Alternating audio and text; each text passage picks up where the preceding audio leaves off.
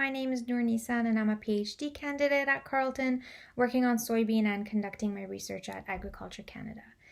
Now, soybean has many different important traits and is used a lot in food, human food, and animal feed. It's used for nitrogen fixation, as well as it's the fourth most exported crop that we have here in Canada. Now, because soybean is a short day plant, this means that growing it in latitudes that are closer to the equator actually results in plants that flower and mature a lot faster, in turn producing lower grain yields, which isn't something that farmers and breeders are looking for. Now, for this reason, variations that occur in soybean genes and quantitative trait loci, so QTLs, that are controlling time of flowering and maturity have become very, very sought after. And one locus in particular, called the J locus on chromosome 4, results in soybean varieties which stay in that vegetative state for a much longer period of time, producing taller plants and therefore higher grain yields. And you can see that comparison with this image right here, so the taller soybean plants. And this is called the long juvenile trait. Now, a second locus that's also mapped to the same location as J, this time called E6, is also thought to be involved in this long juvenile trait. And my project was to determine if E6 and J were the same gene or if they were linked loci.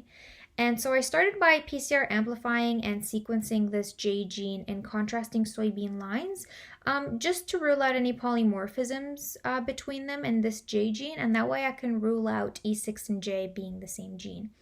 However, I did encounter a problem when it came to amplifying the second half of the J gene in the two small E6 lines. So these are the lines that carried the long juvenile trait, and you can see that with the blue boxes right here.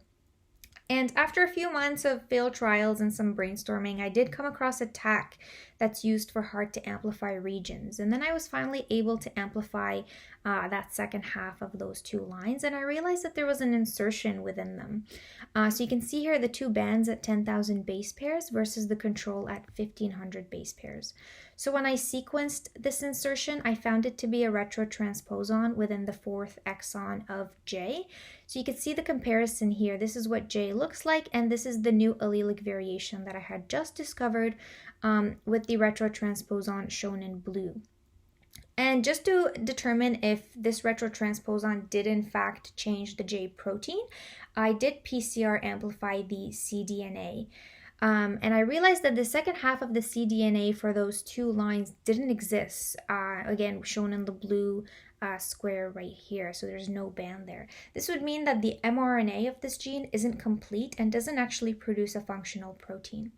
So in the end, I discovered that E6 doesn't actually exist and that it's just an allelic variation of J, which we ended up calling JX. And due to the importance of this trait, I did develop an allele-specific marker in order to assist soybean breeders accelerate breeding for this trait. Thanks for listening.